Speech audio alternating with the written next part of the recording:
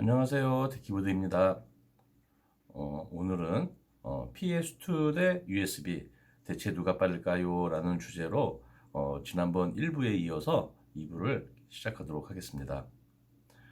지난번 쿨앤조이의 그 영상을 공개하고 나서 굉장히 많은 분들이 관심을 가져주셨는데 감사드리고요.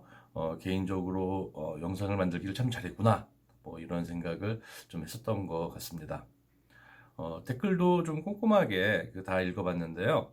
어떤 분들은 이게 미리 결론을 내주신 분들도 계시고, 대부분의 유저분들이 감질나게 왜 1부, 2부를 나누느냐, 뭐 2부는 대체 언제 나오느냐, 2부가 궁금하다, 뭐 이런 글들을 좀 많이 남겨주셨는데요. 그만큼 인풋렉에 대해서 많은 유저분들이 궁금해 하셨던 게 아닌가, 개인적으로 그렇게 생각하고 있습니다. 지난번 영상에서 그 테스트 조건으로 PS2 키보드와 USB 키보드의 스펙이 이제 동일해야 된다라고 이제 말씀을 드렸는데요. 현실적으로 그 두 키보드의 스펙이 같은 키보드를 구한다는 건 사실 좀 어려운 일인 것 같아요. 그런데 다행히도 PS2와 USB를 공용으로 사용할 수 있는 키보드가 있습니다. 보통 저희가 콤보라고 좀 불리는 제품인데요. 오늘 소개해 드릴 제품이 바로 그 콤보 제품입니다. 자, 오늘 테스트할 키보드를 보여드리도록 하겠습니다. 자, 이 키보드는 체리사에서 나온 G801867이라는 모델인데요. 보시는 것처럼 이렇게 USB 포트로 되어 있어요. 그리고 이 PS2 변환 어댑터를 쓰면은 PS2로도 사용할 수가 있습니다. 어떤 분들은 PS2 어댑터를 쓰게 되면은 뭐 USB에서 PS2로 변환을 시켜서 뭐 딜레이가 생긴다 뭐 이런 글을 제가 어디서 본 것 같은데요. 실제로 그렇진 않고요. 여기 있는 그 D 플러스 D 마이너스 라인과 그 PS2의 그 데이터 클락 라인을 그냥 물리적으로 연결만 시켜 놓은 거예요. 그래서 키보드가 만약에 리셋을 하게 되면 가장 먼저 하는 일이 PS2 프로토콜인지 USB 프로토콜인지를 감지를 하고 그 감지된 프로토콜에 따른 각각의 루틴이 있습니다. 그 루틴으로 들어가기 때문에 독립적인 USB 키보드, 독립적인 PS2 키보드로 동작을 하게 돼요. 그래서 그 어떤 뭐 지연도 없다는 거, 그거 참고로 좀 알아주시면 될 것 같고요. 테스트를 하기 위해서는 제품을 좀 열어봐야 되는데 한번 제품을 한번 열어보도록 하겠습니다. 여기 보시면 그 홀텍 MCU를 쓴 걸 이렇게 볼 수가 있는데요. 그 홀텍은 굉장히 그 유명한 회사죠. 그 대만 회사인데요. 2000년대까지만 하더라도 그 키보드 제조사들은 그 소프트웨어를 이렇게 직접 짜던 시절이었습니다. 물론 지금도 이렇게 직접 짜는 회사들이 좀 있는데요. 이 소프트웨어가 사실 이렇게 간단하지만은 않습니다. 이게 왜냐하면 그 아무래도 윈도우가 그좀 오픈 소스고 그리고 이렇게 워낙 많은 그 디바이스와 그 드라이버들이 이렇게 있었기 때문에 그 충돌 문제가 좀 굉장히 좀 많이 이렇게 발생하게 됐습니다. 호환성의 문제가 굉장히 많았습니다. 그래서 마이크로소프트는 그래서 그 WHQL이라는 어떤 그 테스트 항목을 이렇게 만들어서 이렇게 인증받지 않으면 그 제품을 등록해주지 않는 어떤 그런 시절이었는데요. 이 제조사들은 그렇게 이제 어려웠던 그 소프트웨어를 이 홀텍이라는 회사가 키보드 전용 그 어플리케이션 칩을 이제 갖고 나온 겁니다. 그러니까 소프트웨어적인 부분을 다 이제 얘들이 책임을 져주겠다 이런 거죠. 거기다 그 가격도 굉장히 저렴했습니다. 그때만 해도 이제 그 아식 수준이 굉장히 높았을 때입니다. 그냥 키보드만을 위한 칩을 만들었기 때문에 굉장히 그 저렴한 그렇게 그 MCU를 만들어서 공급을 하게 된 거죠. 그 덕분에 그 굉장히 많은 저 키보드 제조사들이 이제 만들어지게 됐고요. 그리고 이런 식으로 그 어플리케이션 칩을 만드는 회사도 굉장히 좀 많이 생겨나게 됐습니다. 여기는 제가 AS를 이제 하는 곳인데요. 간단히 그 테스트하는 방법을 그 설명을 해드리도록 하겠습니다. 테스트 인풋렉을 측정하기 위해서는 그 시작점과 그 어플리케이션이 이제 실행되는 그 끝나는 지점을 이제 시그널화를 이제 해야지 이제 이렇게 이제 오실로스코프로 이제 측정을 할 수 있는데요. 그 시작점은 뭐 간단합니다. 이런 식으로 스캔 라인을 이렇게 오실로스코프로 묶어서 이렇게 모니터링을 하면 되고요. 반면에 끝나는 점을 이제 찾기가 좀 많이 좀 고민스러웠던 거죠. 어떤 식으로든 어플리케이션이 실행되는 그 지점을 이렇게 시그널화를 했어야 되는데 그 문제를 전 해결한 게 바로 이 미디어 플레이어입니다. 이 미디어 플레이어가 그 440Hz를 계속 이제 재생을 할 거예요. 그러면 그 신호는 이렇게 오디오 아웃라인을 통해서 이렇게 그 오실로스코프로 들어가게 되는데, 그거를 제가 한번 그 영상으로 한번 보여드릴게요. 지금 보시면 그 밑에 그 녹색 라인이 지금 440Hz 오디오 라인이 그 지금 재생되고 있는 거고요. 그리고 그 미디어 플레이어는 스페이스바를 통해서 그 정지를 시킬 수가 있습니다. 결국 제가 하려고 하는 것이 이 스페이스바의 그 스캔 타임과 그리고 이 오디오가 끝나는 시점을 그 오실로스코프로 측정을 하는 겁니다. 제가 한번 보여드릴게요.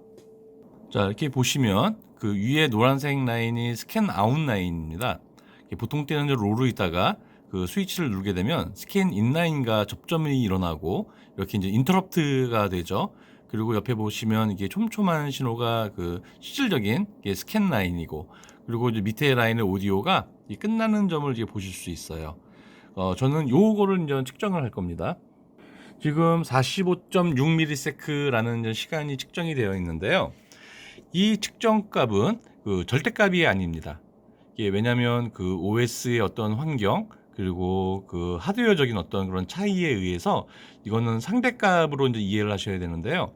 저희가 알고 싶은 것은 그 PS2와 그 USB가 얼만큼의 차이를 갖고 있느냐를 이제 측정하는 거기 때문에 이런 식으로 저희는 측정을 해서 한 50번 정도를 측정을 할 거고요. 그 측정값을 가지고 그 얼만큼의 그 인풋 렉의 차이가 있는지를 제가 그 자리를 옮겨서 다시 한번 설명해 드리도록 하겠습니다. 총 테스트는 50번씩을 했었고요. 평균값을 제가 좀 미리 좀 계산을 좀 해봤습니다. PS2 먼저 보실 건데요. 평균값이 28.688ms의 그 딜레이 타임을 보였고, 그리고 USB 폴링 레이트가 8ms일 때 40.996ms의 어떤 딜레이 타임을 확인할 수 있었습니다. 이것만 놓고 본다면 PS2가 무려 12ms 이상의 더 빠른 그 딜레이 타임을 보였는데요. 저는 개인적으로 이렇게까지 그 큰 차이가 날지는 사실은 예상을 못해서 데이터를 보고 좀 내심 놀랬던 것 같습니다. 만약에 그 USB가 그 폴링 레이트가 좀 더 빠른 어떤 그 1ms일 때는 어떤지도 좀 확인을 좀 해봤는데요. 그 폴링 레이트를 이렇게 변화시킬 수 있는 키보드가 있더라고요. 그래서 그 측정을 해봤더니 한 4ms의 그 딜레이 타임 개선이 있었습니다. 그래서 그 1ms일 때는 대략 36ms의 그 딜레이 타임을 갖는다는 것을 좀 확인할 수 있었습니다.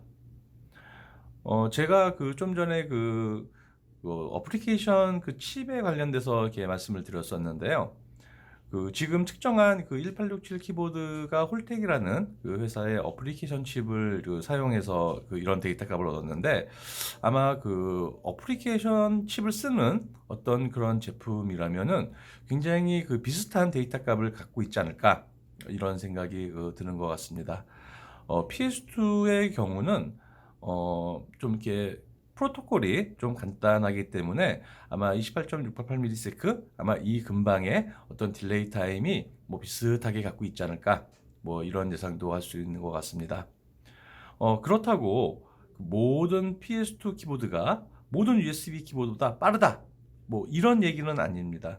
제가 그 일부에서 그 하드웨어적인 성능, 소프트웨어적인 성능 뭐 이게 이제 같아야 된다라는 말씀을 드렸었는데요.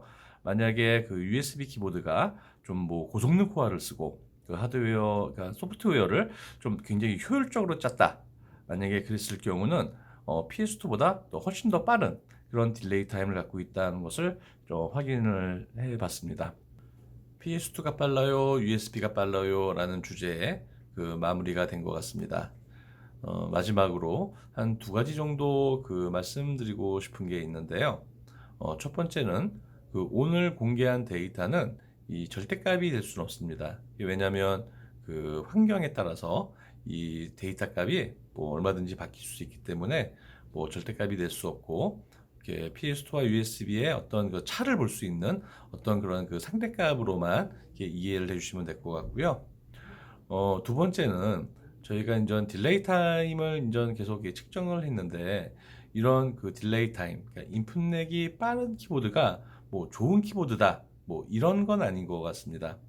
키보드는 그 유저분들의 그 각자에 맞는 어떤 목적이 있고 그 목적에 부합하는 키보드가 좋은 것이지 뭐 인풋 내기 빨라서 뭐 좋은 키보드다 뭐 이런 뭐 의도는 뭐 전혀 없다라는 거 좀 이해해 주시면 좋을 것 같습니다. 저희가 그 이 테스트를 사실 처음 해봤습니다. 저도 이런 데이터 값을 넣는 것도 처음이고, 저희 그 본사와 좀 지금 그 테스트한 이 결과를 좀 공유를 했었습니다. 예, 본사에서도 굉장히 그 타당성 있다라고 이제 판단을 해서요. 저희 제품에 대한 어떤 그런 테스트, 그리고 또 이제 그 개선의 여지가 있는지 없는지, 예전에는 뭐 개선을 한다 하더라도 이제 확인할 수 있는 방법이 없었습니다. 그런데 이번에 제가 이제 이 테스트 방법을 이제 알고 나서 좀 확인할 수가 있는 거죠. 그래서 지금 저희가 갖고 있는 퍼포먼스가 최대인지 아닌지 뭐 이런 그 확인 작업을 좀 이렇게 차례되고 하고 있는데요. 만약에 그 더 개선된 여지가 있는 어떤 그런 펌웨어가 나온다면 공지를 통해서 여러분들께 알려드릴 것을 약속드리겠습니다. 오랜 시간 시청해 주셔서 감사합니다. 고맙습니다.